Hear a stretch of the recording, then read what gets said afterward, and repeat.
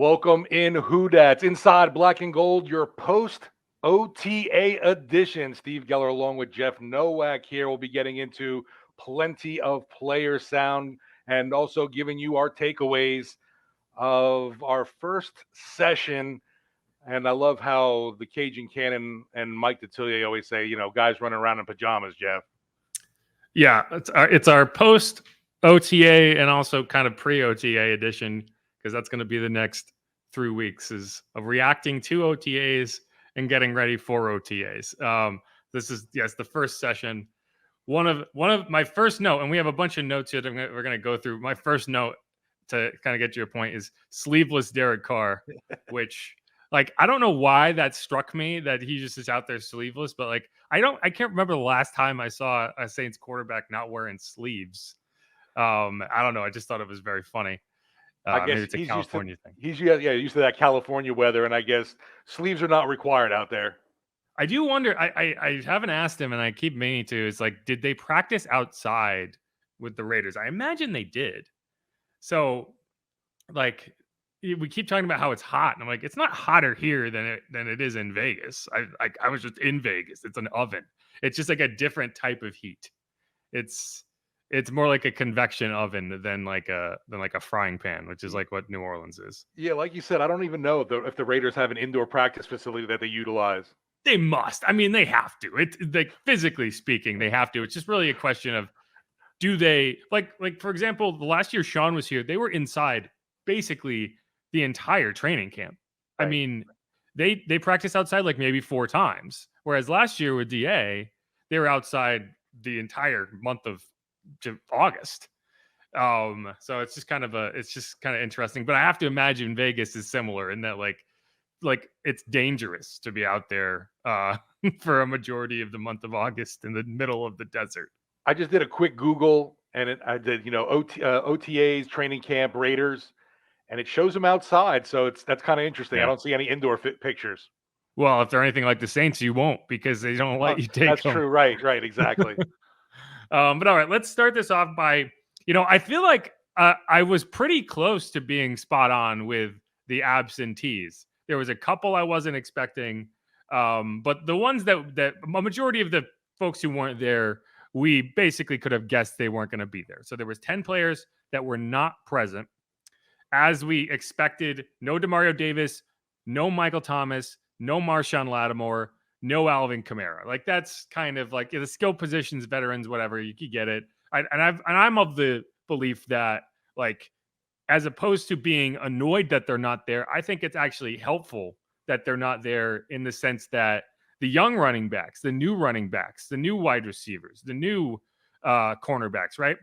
Those reps are more valuable to them than they would be to a Marshawn Lattimore or an Alvin Kamara. So I want to see Jamal Williams get all the work he can get, and that's what happened.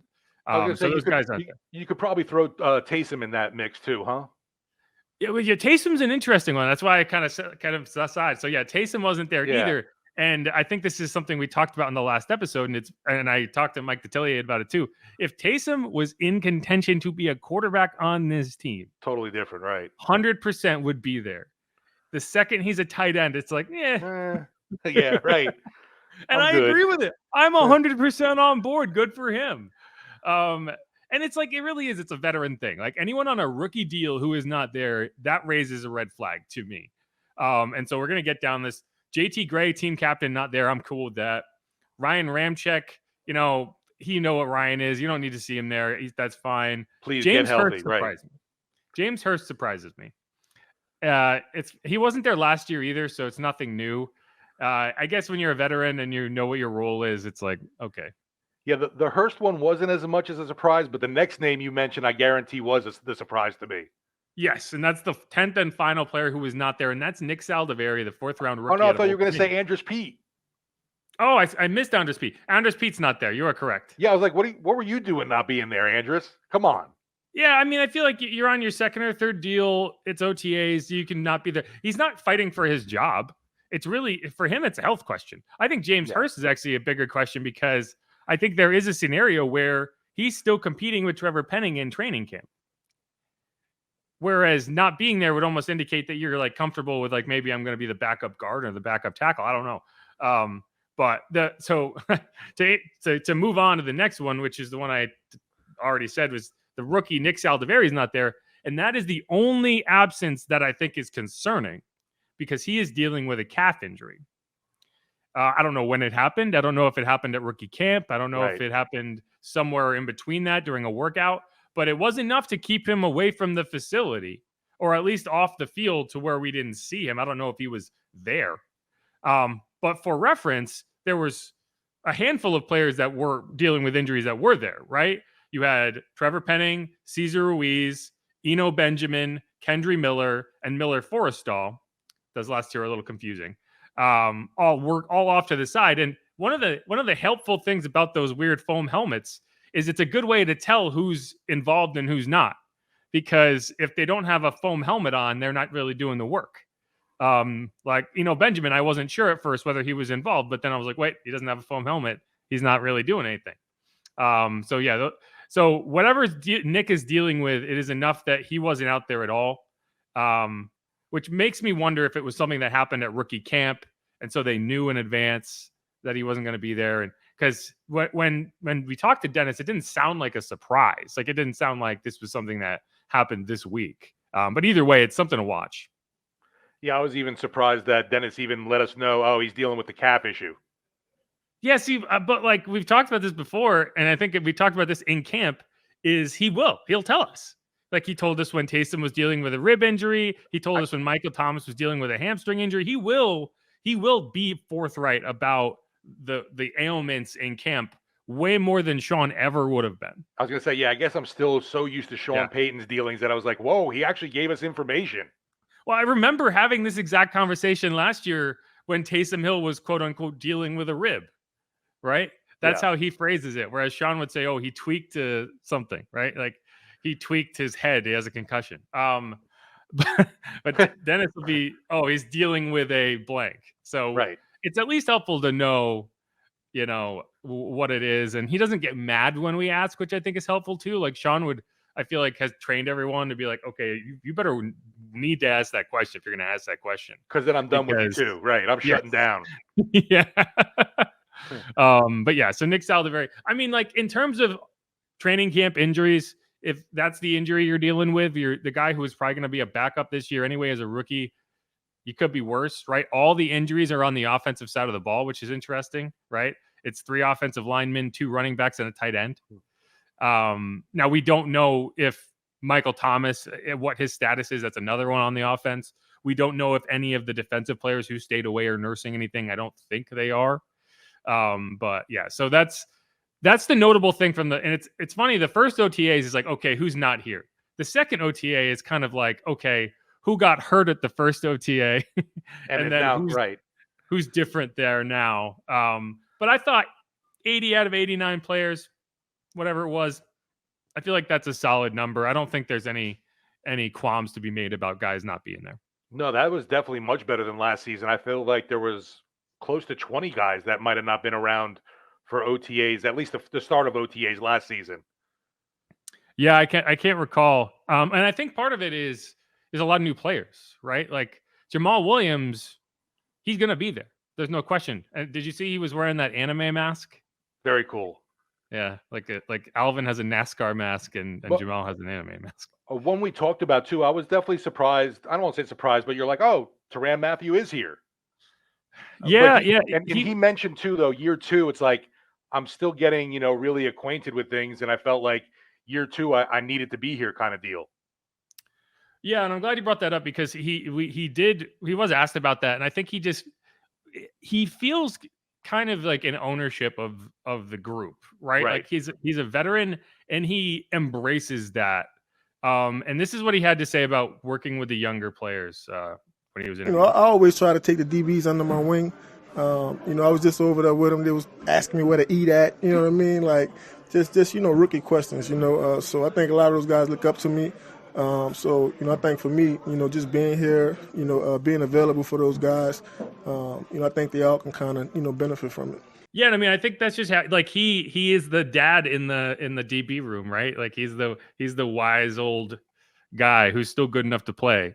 And I appreciate that approach because I think teams benefit from that. He talked about it last year. Like one of the things that he values in a DB room or in a roster is not just being casual teammates on a field. He kind of approaches it as like in a more holistic way, like, oh yeah, I want this group to be connected, to feel like there's investment in each other. Like he values like going out to dinners and stuff and getting to know people as your teammates. And I think that that's just the type of habit that if you're a rookie coming into the NFL, you might not know. You might not know exactly how to handle yourself. And him being there is very helpful to those young players. And I think he appreciates that. And that's part of the reason he makes sure to be there. Yeah, just another solid, type of leader like you have with Cam Jordan. It's just amazing that dude, he doesn't need to be there and he just wants to play and wants to be around anything football. I feel Cam Jordan is like that pigskin junkie, I guess you could kind of say. Yep. You set him up and I'm going to play another clip. Well, I would say the thing that I've been most impressed with those guys is that they've been here.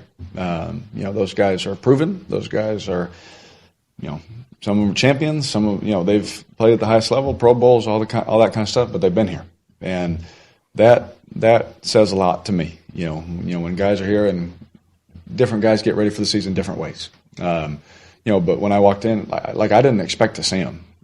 But I walked in and they're in there and they're working, they're grinding. You're like, it makes sense. It makes sense why when you need a play, they're the one that makes the play. When we need a pick, Tyrann's the one that picks it. You need a tackle for a loss or a big play they're the ones that make the play. And it, consistently working like that, it shows, we're out here at practice. They're in the practice. They're playing. They're not just, doing nothing. And they're in the individual drills. They're coaching. They're pushing. And you can tell all they want to do is win. And so it's been impressive to watch. I've been really impressed. I've thought the world of them from afar, obviously, but being on the same team with them and seeing them the day-to-day work, because everyone can do it every now and then. It's hard to do it for 10 years. It's hard to be consistent. It's hard to do those things. And like we talked about consistency earlier, those guys model consistency because they're here and they push their teammates. It's awesome. Yeah, and he's talking about Tyrann Mathieu and Cam Jordan. That was Derek Carr. I almost called him David. I was Derek Carr saying the same things we did. Like he is equally impressed with the work ethic of players that we've grown accustomed to seeing how hard they work. And I don't think that's a slight to the players who aren't there. And like no one's going to question Demario Davis's work ethic, right? But I do think it's like these are team leaders for a reason, and I think that's part of the reason this Saints team is so consistent, especially on the defensive side of the ball, because you have guys in there like a Cam Jordan, like a Tyrann Mathieu. I definitely love that one part to Derek Carr when he said, anybody can do it one season. Right. These guys know what it takes to be that on that level where you want to be that all-pro, Pro Bowler or whatever. Being a constant producer for your team is definitely going to take putting the work in. Yeah, you got to be a crazy person, right? You got to be a crazy person over a long period of time. And like you can gauge talent, you can't gauge work ethic 5 years down the road. And that's why like Cam Jordan, like the last podcast or two ago, I can't remember, I talked about how it's Cam Jordan's credentials as a Hall of Famer, and it's like he's probably going to make the Hall of Fame, and it's not going to be because he ever had a 20-sack season or he put up these insane numbers. It's going to be because he was available every game for 15 years, which is like you could count on one hand the number of defensive ends who have been able to do that. Anyway, let's move on to some observations. So sleeveless Derek Carr, I kind of use that as a jumping off point too. He's getting comfortable. He is learning. He's, as he puts it, asking questions of like, okay, I'm just going to throw it up to this guy and see what happens and see how he reacts and how he works. He was 8 for 8 in team drills on day one. Nothing crazy, although he did put up a duck to Chris Olave that Chris saved his bacon on, which, good. Like there's value there. Like not every pass is going to be perfect. You need your receivers to make you look good. And he did that. So I thought Derek Carr on day one looked like he may be adjusting. Like he said, like one play, he stood there waiting for the play to come in his headset. And that's just not how the Saints do it. Like Pete Carmichael tells him to play, and he took him a while to be like, oh, wait, yeah, I have to go over there. So he's getting used to it. He's learning the language. But I think to come out and be that efficient and accurate and running the offense the way he was on day one, I think that's a good sign. Yeah, you mentioned that pass to Chris Olave, and yeah, it wasn't pretty. But the good thing about it, we saw Olave going up, making a contested quote unquote catch. Obviously, Yeah, they're not in pads and everything right now, but right. still, that was a big complaint last season that the guy wasn't, so aggressive to go get the ball. And yeah, he did that day one with Carr, so I think that's a huge positive. But yeah, no big bulking up from Olave in his frame that I could really see. He still looks really the same size. I didn't know if he was going to put on any mass in the offseason, but it doesn't seem like he's added any bulk to him, kind of deal. I mean, I haven't gotten a close enough look to, I Right, don't it know. just didn't appear, I'll say. And it's tough because you're talking about like, okay, maybe 5 pounds, right? And it could be like, I think part of it's just the lower body. Like his legs need to get stronger so that he can kind of fight, right? And I don't know, like we'll see. I also think it's kind of a mentality thing of like, you need to be able to fight through contact and make catches. Like it's not all about being heavier. And I don't know about that catch. I think it's nice to see him do it because it's something he did struggle with last year. I also think it's like, okay, Marcus, what were you doing? Marcus Right, May in coverage, exactly. like you're gonna go do something about that. And then at the same time, it's like, okay, if they're in pads and the safety feels like he can go hit a guy, probably runs through him a little bit and either knocks it away or makes a catch. So it's nothing crazy, but I think like the chemistry between Carr and Chris Olave, the chemistry between Carr and Juwan Johnson, who made a really nice catch up the seam, that's good to see on day one. And you kind of build out from there. He completed a majority of passes to tight ends. I think 5 of them went to tight ends. I was going to say, even Lucas Kroll had a good day. Lucas Kroll had a good day. Juwan Johnson, Foster Moreau, obviously, and we'll talk more about Foster Moreau in the second segment, looks very much like Foster Moreau. That's all. Like that's the best and worst thing I can say about him is he looks exactly like I remember Foster Moreau looking. And that's it. Like, if you didn't know any better, you would just be like, oh yeah, look, Foster. He's out there. That's definitely a connection just because obviously the familiarity with David Carr. Yeah. I want to see that more come, these other OTAs we get to, mandatory minicamp and going into training camp, because just excited about that Derek Carr has that quote unquote security blanket that he is familiar with already. Yeah, and Brian Edwards is there too. One Right. thing Foster said was he was actually slow getting off the line a couple times, but like it was not with Derek Carr. It was with Jay Kaner. It was with Jameis Winston, who I thought Jameis looked good. I enjoyed seeing him out there. It's nice to see him running around, with no issues. Right. Right. This time last year, that was not the case. So it's good to see. One guy that I think had a rough day was A.T. Perry. Oh, yeah.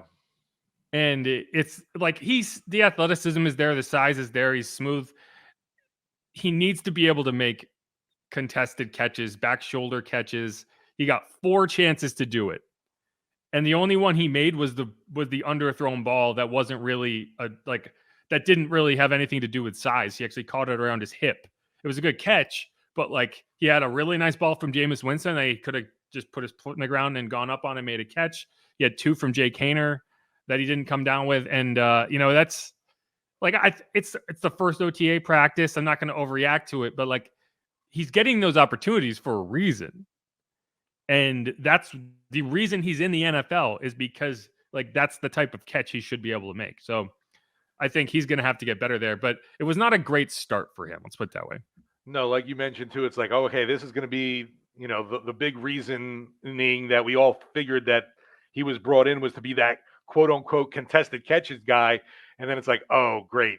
3 drops day one. That's not the impression you want to make at all. Another one who had a rough day, veteran Traquan Smith had a drop and you're just shaking your head. Like, what are you doing? But he can block. Yay. He was also in the special teams drills I'm going to go through the list of gunners to see like, these are the players that one of them is going to be a gunner. Anyway, the other guy who had a rough day, Yasir Durant, and I only know it because Doug Marrone was chewing him out. I think he just misidentified the mic. He was going the wrong direction. It was actually on a nice run by Jamal Williams. So like Yasir Durant blowing an assignment didn't affect it. But like when you see something like that and you're just like, okay, there's going to come a point in this offseason where they have to cut some players. Is he going to be toward the top of the list? Right. So that's one to keep in mind. Jamal Williams also had a rough day in the receiving game. He had a couple drops and I don't know how much he's going to be used in that regard. Like that's not Yeah. obviously not his best skill set to begin with, but you know, like he's gonna he talked big game when he got here about how he could do it all. He was an all around running back, and it's not about a short yardage situation. Well, you gotta kind of put your money where your mouth is there, and he'll get better. I just thought like on day one, he didn't put forward his best foot in the receiving game. No, and he definitely knew it after that second drop. He, hit the floor and did some push-ups. Yeah. Well, hit the turf. One guy who looks good in a new number is Rashid Shaheed. I think he looks a little bigger, but I don't know if that's just like an optical illusion because he's wearing 22 now, and I'm like seeing him as a defensive back. Kind of like how Pete Werner has always felt small to me. Like I always see him and think he looks small as a linebacker, but I'm pretty sure it's because he's wearing 20, and that's not a linebacker number. And there's like some weird connection in my head where 20 is a small guy. So maybe that's what's going on with Rashid. But I do think that he bulked up a little bit. And he wasn't in the locker room. We didn't get to talk to him, but I am going to ask him when I do see him because he does. I don't know. He looks a little different in some way. And I don't know if it's just the number. Yeah, hopefully if he did bulked up, obviously that speed has not been dropped. Right. DeMarco Jackson, and he was in on right? first team drills for the linebackers, and obviously Demario Davis isn't there, so that opens up a spot. But I don't think that's a coincidence either. I think this team wants to see DeMarco Jackson. He's going to be heavily involved throughout the preseason. I think we need to get used to seeing him and get an understanding of what he can actually do because they didn't sign any linebackers. They didn't bring anyone in. Yeah. The group they have is going to be the group that contributes. And that group no longer includes Caden Ellis. So if Pete Werner goes down, if Demario Davis goes down, who's taking that spot? I think he's going to have a chance there. No, I thought that was something that definitely stood out to me is like you looked at that group day one and no Demario Davis out there. And it was like, wow, the position is really thin depth wise, at least with proven talent. And they seem kind of like to be a smaller group to me. The Saints linebackers aren't very big, minus Demario. I mean, I think that's just a trend in the NFL as linebackers are getting smaller, right? Right. They're basically like if you compared a modern linebacker to a like safety from the 70s, I feel like they would be pretty close in size, like in athleticism. It's just how the NFL works now. They don't have. Whatchamacallit, Anthony Orji. I thought he moved well and definitely excited to see more from him kind of thing. Yep, Orji. And then Bond is the big guy. Bond is the linebacker. Yeah. So he's got to be the Sam, right? The position that never gets on the field. But yeah. Okay. So we'll go through the list of the gunners that I wrote down. These are all the players that got a snap at as a gunner. And I think this is the group that you're kind of choosing one from. Or maybe two, because you're probably going to want to back up on game days to JT Gray. You probably want to back up to both. So let's say three of these players probably end up on the roster with gunner responsibilities. I don't know if they're going to do other things, but JT Gray is going to be one, and you know that. And then these are the others. So Adrian Fry, who's a UDFA, probably not, right? Jonathan Abram, I think, is a very realistic possibility. Alontae Taylor, another very realistic possibility. Paulson Adebo, again, I think whoever wins the starting cornerback battle between them, the other one is going to have a really good shot to be the gunner on special. Right. Kirk Merritt wears 33 now. Worked with the running backs yesterday or Tuesday, which, nothing new, but last year it took him a while in the training camp before that started. Now it's just kind of how it is. And honestly, too, obviously the running back numbers just being down. You didn't have Kamara. You didn't have what's his name? The rookie not participating, Kendra Miller either. And Eno Joe. Right, exactly. So there you go. Yeah. I do wonder if maybe then when the numbers get more reasonable, he shifts over wide receiver. But then Ugo Amadi, Jordan Howden. I don't know. One of them's a rookie draft pick, so I feel like you're going to be looking for excuses to get him on the field. Ugo's got the number 0. Yes, he does. He does. It's weird to see. Yes. Lonnie Johnson Jr., another guy who is interesting. Isaac Yadam, who was a gunner last year and I think performed pretty well, so I think he's got a good shot. And then a bunch of wide receivers, which is interesting because I think you're trying to find a second use for these end of the roster wide receivers. And whichever one of them stands out and can contribute on special teams has a really good chance to make the roster. Between A.T. Perry, Kawan Baker, Shaq Davis, Brian Edwards, and Traquan Smith. All of them got snaps at gunner. I don't think as a 6'3" wide receiver, you have a much chance of being a gunner. It just doesn't make sense. But hey, give him a chance. And then Troy Pride Jr. So that's the list of all the gunners that we've seen. Just in general, you mentioned with Kawan Baker, he was just a 7th round pick in 2021, but I'm still waiting to see something from him that makes me grabs my attention kind of thing. I feel like he's won a different number every offseason too. Like every time I see him, it's like, oh wait, who's 15? Who's that? Okay. Oh, right. I impressed Doug Mouton. I've already committed most of this roster to memory because at one point during the practice, he was like, who's number 34? And I was like, Sir Roderick Johnson. And he was like, who? Right. Huh? Like, how did you know that? He's wears 34. Anyway, yeah, we should play one of these podcasts. We should have a contest. I think we did that one. We were going down a bunch of guys. Yeah, I don't know why. It's something I'm good at. Anyway, all right. Let's wrap up this segment. We're going to come back and we're going to play some more audio. I want to get into Foster Moreau and what he was talking about. I want to get into more from Juwan Johnson, and I was able to talk to Tyrann Mathieu. We talked to Cesar Ruiz too, so I'd like to get into some of that. Keep it locked on Inside Black and Gold.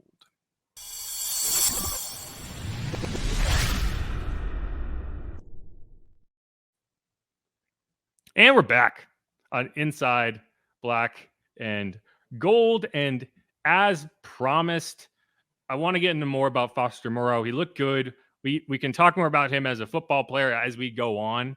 Right now, let's talk about the whole cancer situation, right? So he was diagnosed with a rare form of Hodgkin's lymphoma. And the fortunate thing for Foster is it did not require chemotherapy. It did not require radiation. He had to have 4 treatments of, I'm not even going to try to pronounce the name of the drug. I'm not going to try to pronounce the name of the strain of cancer that he had, because it's not even important, other than it was a very non-aggressive version of this type of cancer. And one thing he wants to make clear to people is that this is a lot worse for a lot of other people. He got lucky. And this is what he had to say. Again, he wanted to make this very clear. And so I want to make it very clear to people as well. To get it straight, my quality of life did not change.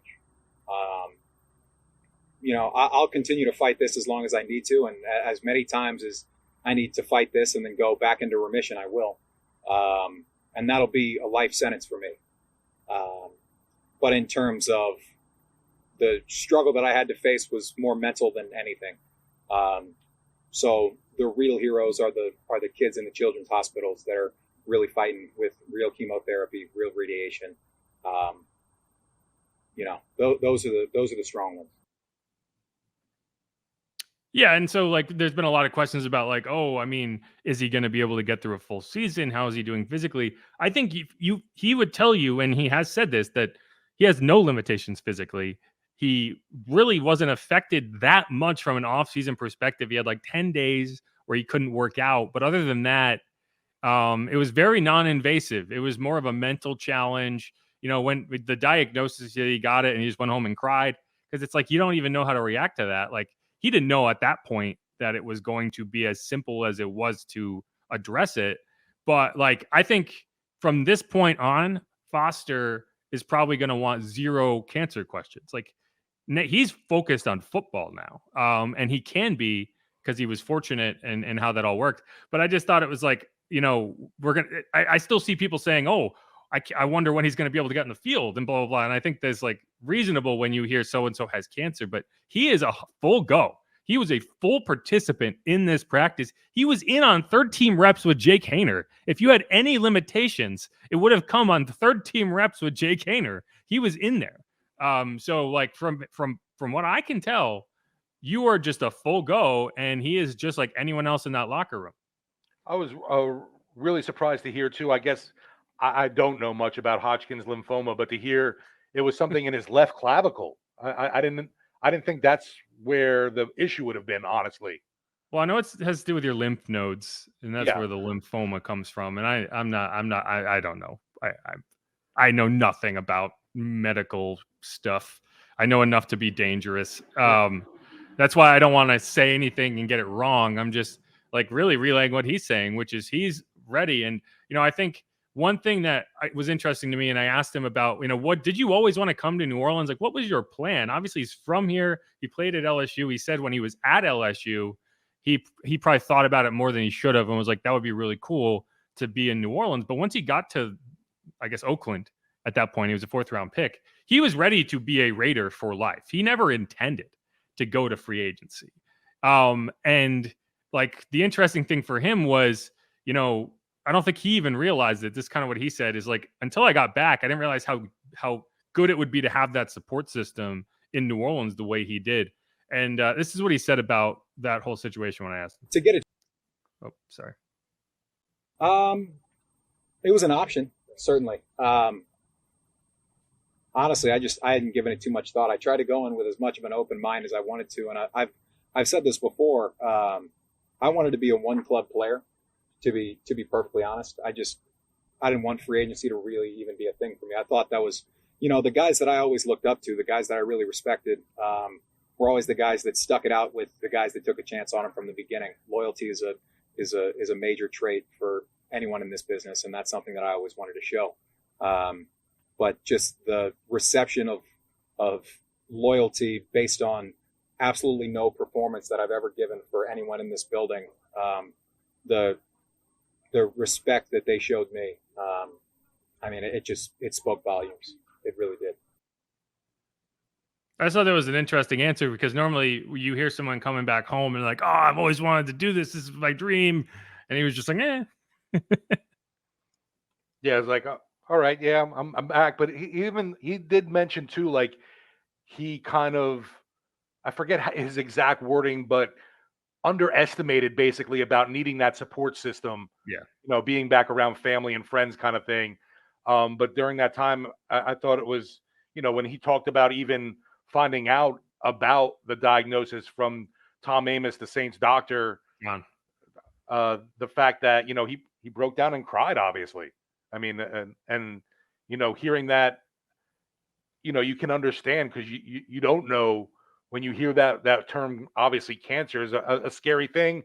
And he talked about too that though, luckily with him, it's been more of, that mental issue really than anything. And then kind of, diverted it to being the real heroes of the kids at Children's Hospital fighting with real radiation and chemotherapy kind of thing.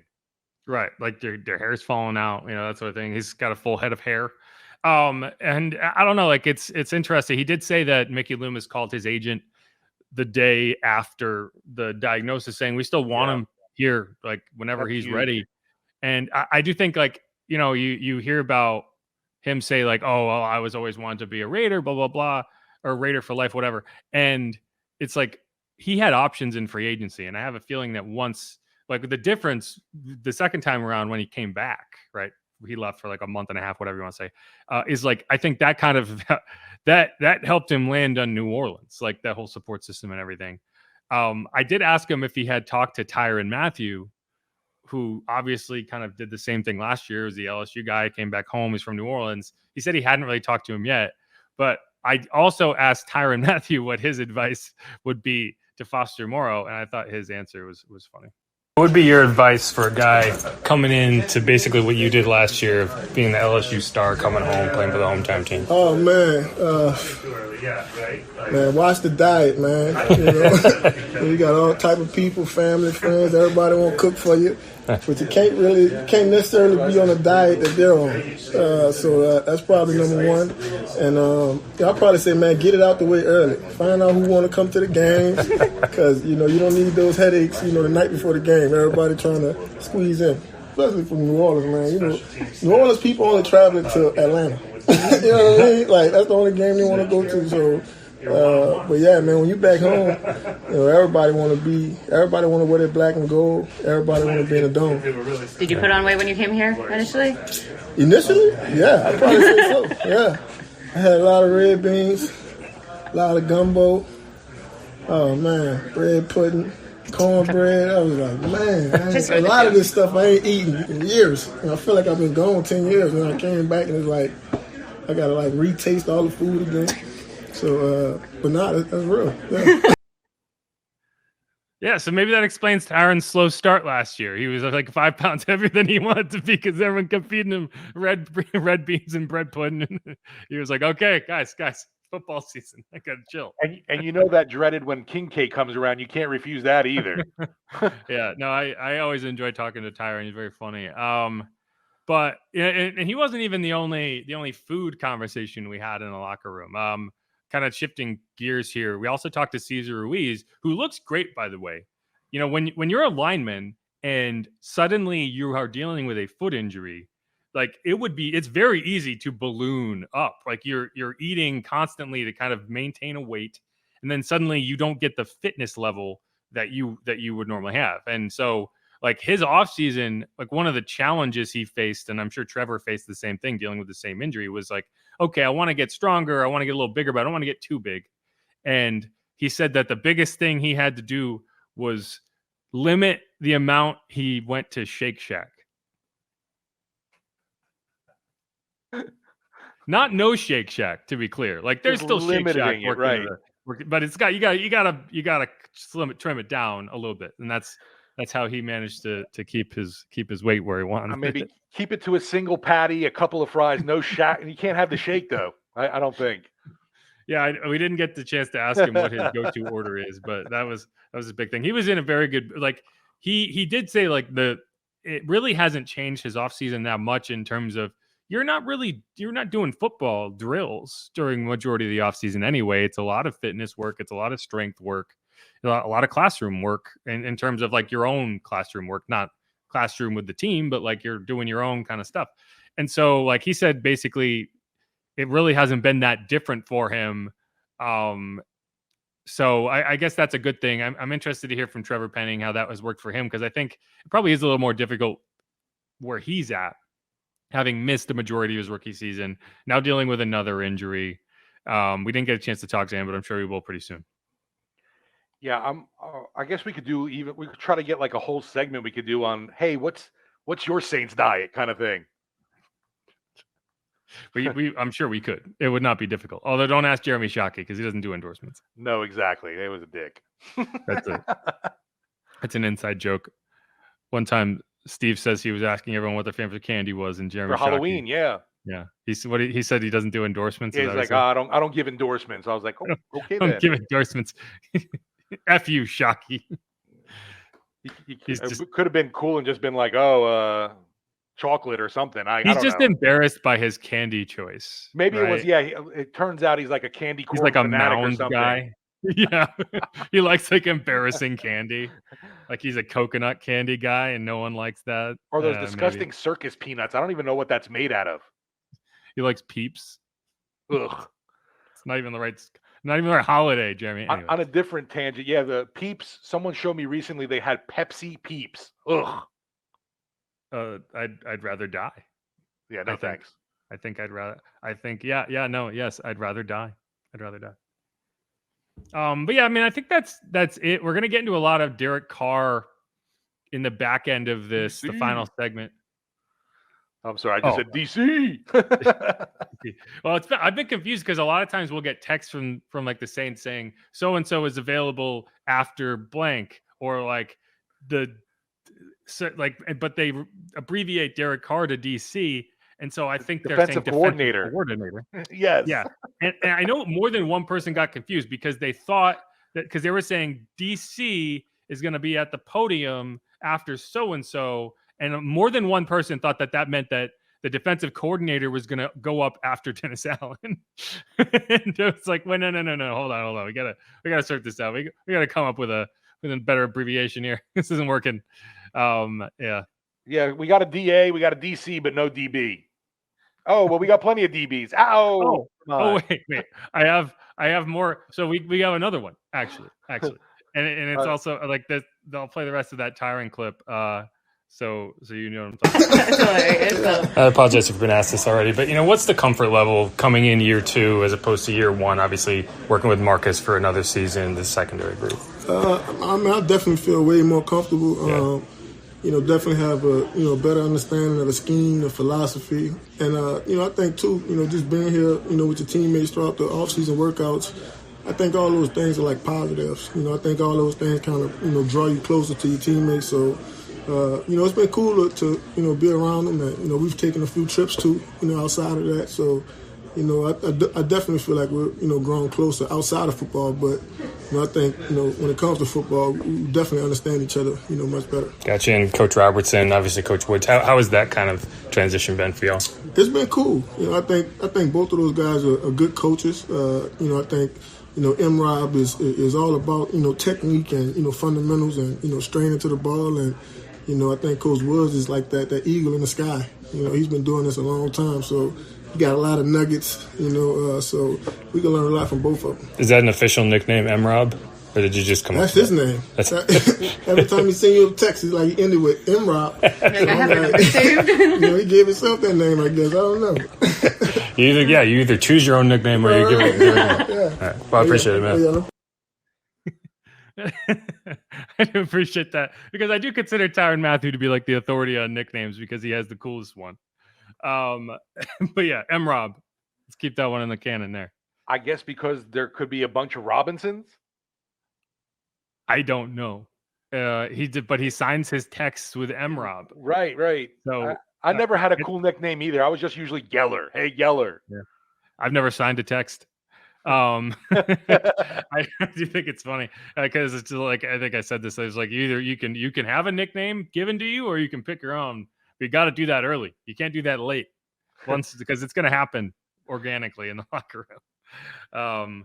I think we asked when Dennis Allen got hired as head coach. I can't remember who it was we were talking about, and we were asking like who started calling him DA, and he was like, I don't think that it was anyone's decision. They just started doing it. Like literally anything but Dennis would be fine. Like just, you're fine. Yeah, then it's like hell. Well, DA was the DC, but now he's the HC. It's too many C's. Yes, exactly. But all right, let's close out that segment. This is Inside Black and Gold. If you haven't subscribed yet, do that. I'm Jeff Nowak. He's Steve Geller. We're going to come back and we're going to do basically all Derek Carr with a little smattering of some Juwan Johnson in there because he had some stuff to say. But all right, coming back for one more. Stick around.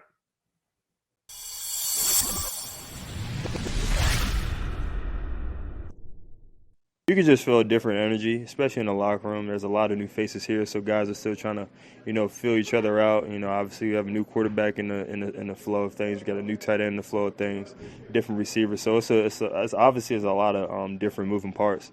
But I think the biggest thing is that we all want one common goal, and that's just to keep winning games. And we're having a lot of fun doing it. It's probably the most fun I've had in OTA so far, knowing that it's only been the first one.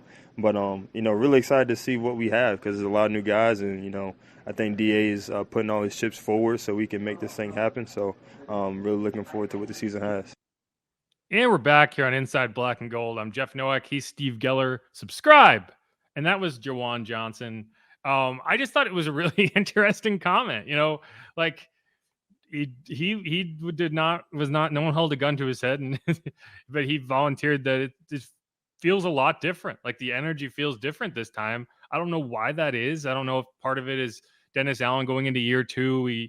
He is more confident in that role. He's learned from some mistakes. There's a new tight ends coach. Maybe that's part of it. There's a new quarterback. Maybe that's part of it. But either one way, however you want to explain that, I think that's a notable thing. Like that he feels like this is a very different energy, that Dennis Allen has pushed all of his chips to the center of the table. That's him saying that, not me.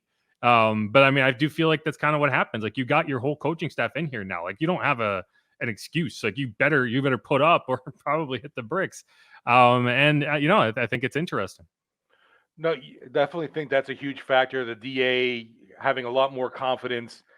He has his staff. We know it was kind of basically, he inherited everything last season, and that continuity was keeping everybody intact. But obviously coaches go their different ways, and some, were by choice and some weren't by this team that they ended up losing. But I am curious to know how much that new tight ends coach is going to make a difference too, because we've seen his past resume has been pretty impressive with some of the tight ends he has worked with. Yeah, and I think Juwan, he's an interesting guy. Like You look back a couple years, he's not even a tight end. He's a UDFA. You don't even know anything about him. He's just a big dude. Now he's like remade his body. Like he's a big guy. Like I didn't get a chance to ask him, but like I'm sure he's put on more weight. Like last year, I think he was up to like 235, maybe 240. And he's, you're talking about, okay, can he block? And that's the thing Dennis Allen said about Lucas Kroll, can he block? And he's the elder statesman in that tight end room now. Right. He was asked about that too. It's like, what is it like to be the old man now? Right. And here's what Derek Carr had to say on Juwan early on. A couple of the guys, I don't know if I did with everybody, but as I've been watching the last few seasons, even going back to when Drew was here, I've been watching year after year, and just learning, watching these guys run routes and watching these guys break and catch balls, and I've been sending them clips of things like, do this on this route, please do this. I've been super positive. I haven't sent any that I was like, hey, don't do this. Haven't done that yet. Trying to build some chemistry. But I think there's some things where you watch the film and you're like, I mean, you guys see it. You guys have seen it more than I have, where you're like, wow, he's special talent, and hopefully we can get it all to come together for everybody, because if everyone just does their job at the highest level, we have a good, talented group that hopefully we can score some points. I was just saying scoring points would be nice. That was definitely not happening last season.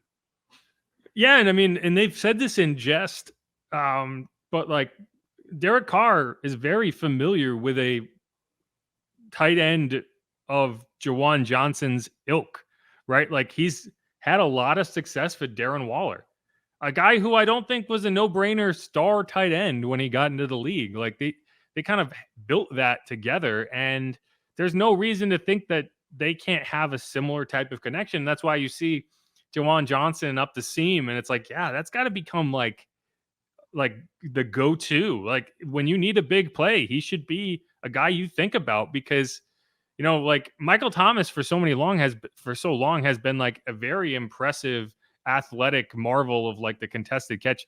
Juwan Johnson's a more athletic player, and he's bigger, and like he's a matchup nightmare up the seam, and you just got to be able to take advantage of it. And they did last year, especially in the red zone.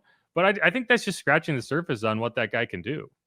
No, definitely one of those guys. We've seen that progression and the arrow just continually going up, and hopefully that continues for Juwan, because, he just obviously the great attitude, the body's looking fantastic, and just overall that catchability is so key, especially in the red zone, where this team just, I felt, had to settle too much last season on field goals. And obviously 6 is better than 3. That's no dummy.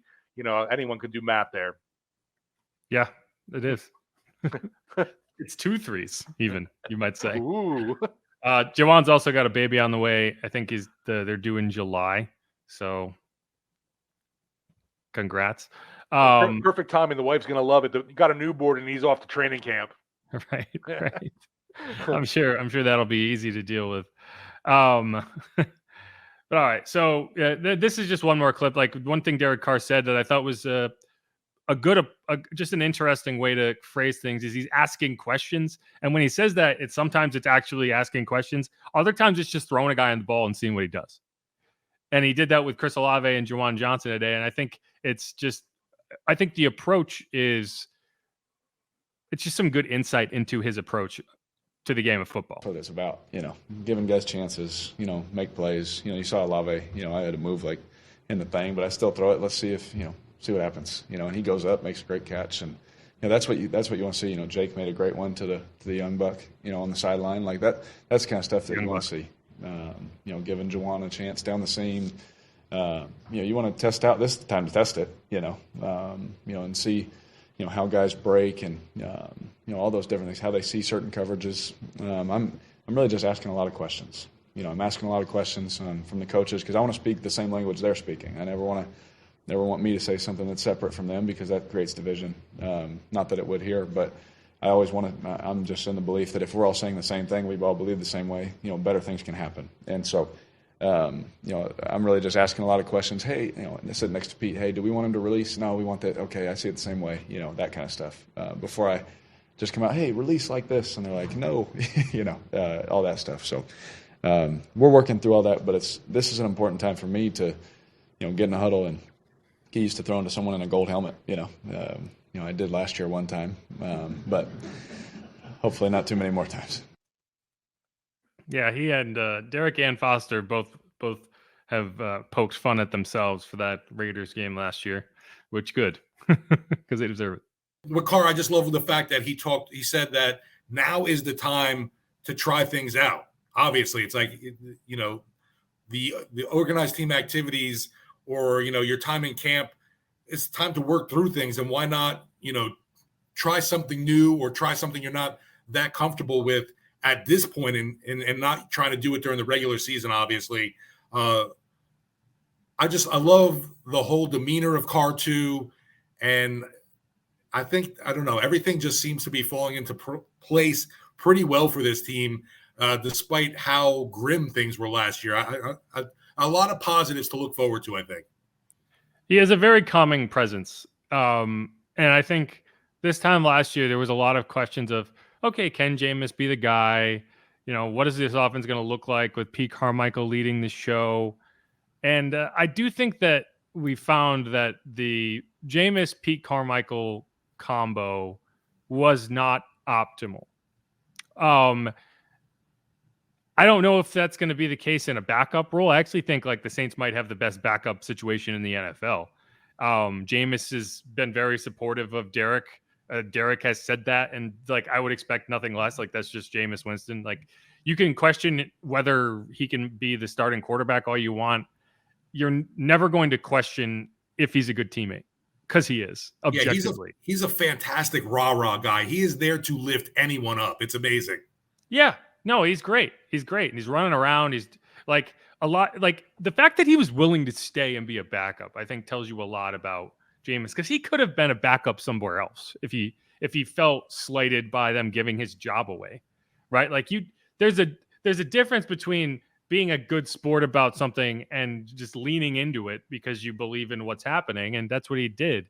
So that's kind of cool to see.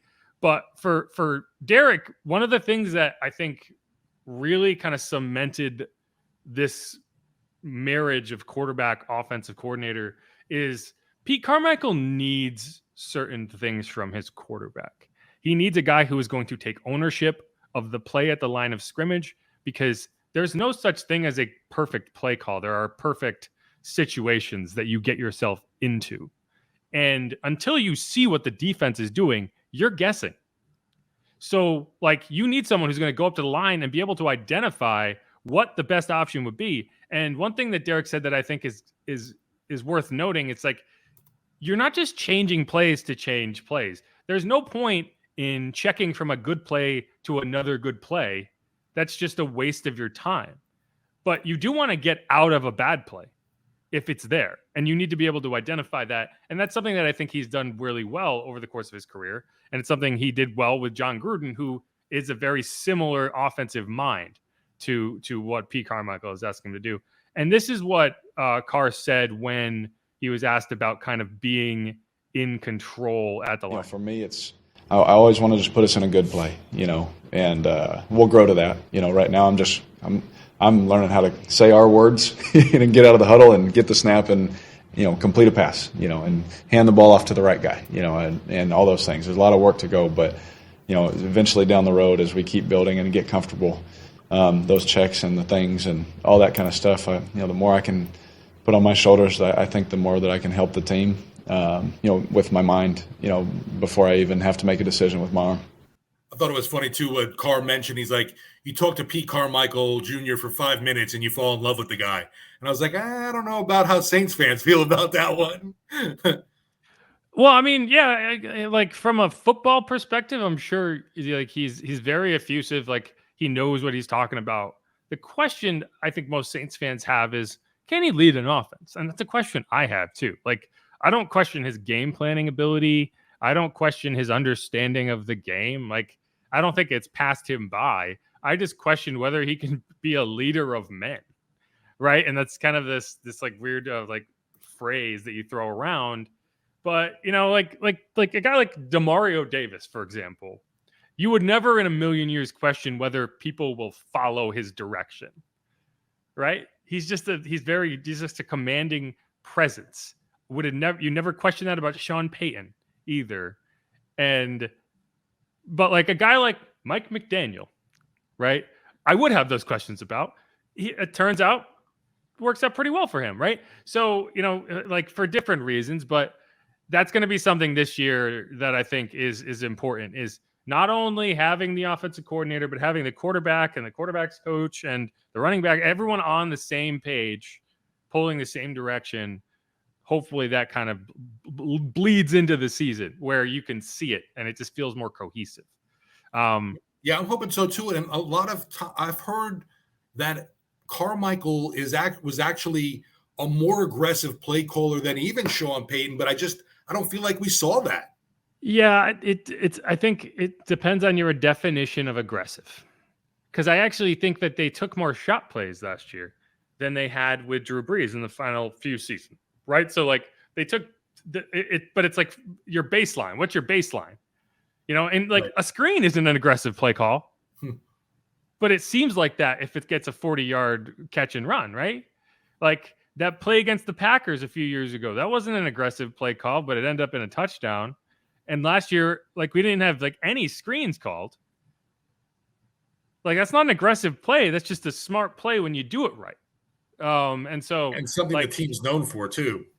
Yeah, right. Like if the trade-off is more screens and less aggressive play calling, I'd prefer that one. Because you want screens in your offense. Anyway, like I do think that's something. And I also think like it's like, okay, yeah, he can put his foot on the throat of a team when you're up 40 points. Like that's aggressive. Like I think back to that Packers game. I'm sorry, Colts game. But one other thing that I think is worth noting, and I think Jameis, his issues were not about checking into the correct plays. So I think he probably could have got that part of it done. I do think that he struggled to set protections and he didn't do it well enough in the games he was in there, especially last season. 2021 was a little different, I think, in terms of, there was the offense was a little different. Sean Payton was a little more domineering. He could lead you to water where I don't know if Pete can. But like the protection issues were very apparent from week 1, week 2, week 3. And it's part of the reason he got, eaten alive. And that's why he ended up with injuries. And this is what Derek Carr said on like why he feels the ownership of setting protections, which is not always the case. In a lot of offenses, you'll see the center deal with a lot of those protection checks. And in the Saints offense for so long, it was Drew Brees working with Eric McCoy or working with Max Unger. Right. But this is what Derek Carr had to say on that. The way I was taught is, if you're in control, you know where your problems are, and, you do all that studying, all that preparation just to, break the huddle and let someone else make the decision. I've always felt that if I like to be in control of the game, and I like to make those points and I'm not right every time, but if I'm not right, at least I know where my answer's at. Right. And with these defenses, it's so complicated sometimes that you're not going to be 100%. But if I'm not 100%, where's my answer? And so that's how I was trained, and that's how I grew up in the certain system, in this kind of protection system. And so that's also watching your big brother get sacked a million times, makes you want to be in control of things too. Yeah, he saw his brother get abused for sure. He sure did. Those Texans games. And David Carr, I called David Derek there. This is just asking for trouble. David Carr was a number 1 overall pick. And you just got toasted in that Texans offense that never had a chance. Was that their very first draft pick or no? Yeah, okay. Actually, no. I don't think it was, because I think their very first draft pick might have been Mario Williams.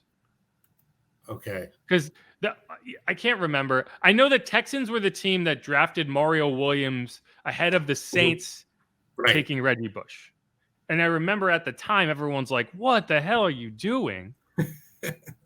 And now if a team decided to draft a running back number 1 overall, they'd get laughed off the stage.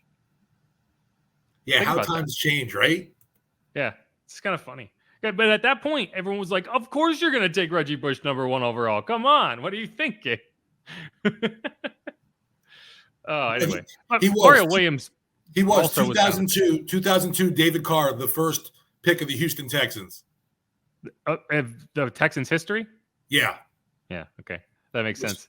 What's crazy, after the Texans took David Carr, the Carolina Panthers grabbed Julius Peppers afterwards. Oof. Julius Peppers. Yeah. Man, great basketball player. I think he's one of the first. I think he went to the Final Four with North Carolina. I can't remember. Like, he had some like crazy accolade of like being the only player to go to the Final Four and do something else. Maybe go to the Final Four and a Super Bowl. Which I'm sure that is true because you have to play basketball to go to the Final Four. But yeah, it's definitely interesting to me of how does that change this offense? Does the offensive line look better? That was something that for a long time, the Mannings, even as they were declining in talent level, and you could see it, their arms were kind of turning into jello and they were never mobile, but like they have this big brain. And so you got to put something in the jug head. And like they made their offensive line better in front of them. And that's part of the reason they were able to survive for so long in the NFL. And it's like, how do you quantify that? Like, you don't see it. There's no stat that says like, oh yeah, the quarterback made sure the right guard knew where he was supposed to go on this play. And that's what saved him from getting blown up by, on a gap blitz, right? Like, there's nothing that quantifies that except the play worked. And so like, I think, but a lot of times I think that is the difference between an offense running efficiently and an offense bogging down.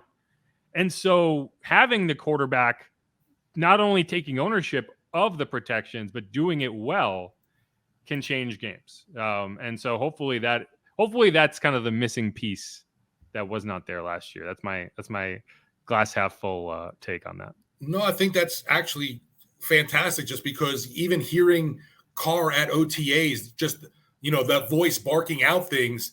Yeah, we didn't get that last season from Jameis or Andy Dalton. It was all on the O-line. It was Cesar Ruiz making the calls on the line. He was doing a lot of it. And then you lost a lot of offensive line. One of the issues with that setup in relying on the offensive line to set the protections themselves is offensive linemen get hurt all the time. Like, it's just a matter of time. And, I know Tyrann Armstead actually had a pretty big involvement in some of the protections being set. And like, that just comes with being a veteran and being able to see stuff that you identify and you can tell. Like, there were clips where you could actually hear Tyrann being like, he's not coming. And then like the blitz would like back off, and it's like, that's gotta be a tough thing. I remember there was an interview with Peyton Manning where he was talking about Ray Lewis, and this is very different, but also the same kind of concept where he would like hear, like, he would have a play and he'd be like, oh, it's perfect play. And then you'd hear Ray Lewis and you'd be like, it's a screen, watch the screen. And then Peyton would be like, God damn it, he called timeout. I'm like, he knows the play. And it's just kind of funny. It's like you like, that is such that cat and mouse thing that people don't see because you're watching the broadcast, you're watching the game, you don't hear it, you're not in the huddle, you're not at the line of scrimmage. That is as big a part of anything as you being successful is doing those little minute things correctly. And that's why, I'd much rather have a veteran quarterback than a baby quarterback, No, and the difference, I mean, I'm curious to see too, just because that is a big factor that, that's going to, that pressure, that job, whatever you want to say, is back on with Derek Carr running the show, and alleviates that from, the offensive line having to worry about it. It's a pretty big factor, I think. The offensive line definitely appreciates it. Absolutely. All right. I know, Steve, you got to go. I do want to leave you with one more clip here, and it's talking about baby quarterbacks. Well, we have a baby New Orleanian here, and I mean that in the very figurative sense because it's Derek Carr. He had his first power outage of like apparently his life arriving in California. I guess they don't lose power anywhere else. Here is him talking about his 5-hour power outage. Man, you know what? We freaked out a little bit. I was like, is this going to be forever? Like, does it ever come back on? I was trying to check on my phone, like when they had the little street lines. I'm like checking when it's going to come back on. It's like 5 hours. I ain't never been without power 5 hours. And my grandmother said, you're going to be all right. She grew up no power. And so she's like, you're going to make it. Just light some candles if you need to. But no, we're working on a generator. I'm working on that. I've learned that's pretty important. But we're working on that. But we did make it. We survived. I didn't know if my kids were going to make it, but they made it. They were all right. Better get used to it, Derek. Never had a 5-hour power outage. Just like, sir, may I interest you in a 5-day power outage? Please no, please no. Like, it's just so funny to me. Hopefully he never has to deal with longer than a 5-hour power outage. That's my wish for him. Just wait for your, hurricane warning, hurricane season, and he's gonna go, oh man, now I'm following all these spaghetti models, and oh, it's going this way, it's going that way. What do I do? Yeah, he's gonna wish he never left Vegas. Oh man. But no, I mean, I think this offseason is going to be a lot of fun to watch and to cover because you like, and for the same reasons, I think that Juwan Johnson feels like the energy came full circle is a little different. It's fun. It's a lot of fun because you feel like optimistic, right? Like you feel like the pieces are in place now that with stuff like Alvin Kamara's lawsuit or criminal trial notwithstanding. You're in a really good position and everything is set up for success and you just got to go out there and take it. And so it's just going to be very fun to watch this group kind of mold together. And hopefully the season comes and there is this really great product on the field and they win a bunch of games. And it's just a palate cleanser from the Drew Brees, Sean Payton era. And you can kind of start fresh because that's what the last 2 seasons felt like to me. And that's what I think made it frustrating is it was just the ghost of Sean Payton and Drew Brees like hanging over the franchise. And that includes the final year Sean Payton was here because I feel like that also included the ghost of Sean Payton actually in the room because I don't think you were getting the full go Sean Payton that season. And so hopefully that changes. Hopefully they can kind of create their own identity with this group. And there's something that's fun to watch because it's been a while since you've gotten to the end of a sports season in New Orleans and felt like, man, this is great. Let's do it again. No, and hopefully, like you said, the pieces all come together. It works out. We recognize the strength of schedule. If you want to look at that as being, obviously in favor of this team, it looks like it's worked out with the fact of how their travel is set up, the bye week, the competition, even just in the division and in the conference. This team should be a playoff contender. Easiest game schedule in Saints history, according to Bobby Hebert. That's what he says. But all right, I think that's going to wrap it up. Thanks everyone for listening. We have another set of OTAs coming up on Tuesday, so we should have an episode coming at you Tuesday morning, and I'm getting you ready for that. We'll have to come up with something. It's going to be weird because like we're talking about the same thing over and over again. I'm sure we'll find something. I'm sure something will happen over the weekend. Maybe Yasir Durant will get cut. You have to talk about that. But yeah, otherwise listen to Sports Talk 4 to 8 p.m. I'll be on there with Steve on Friday. It'll be a good time. Yeah, unless somehow I don't think LSU baseball can preempt us. That's a good point. Who knows? Who knows, right? They're playing right now as we record this. Yes. Yep. All right. That's it. Who dat? See you on Tuesday. Peace. Who dat?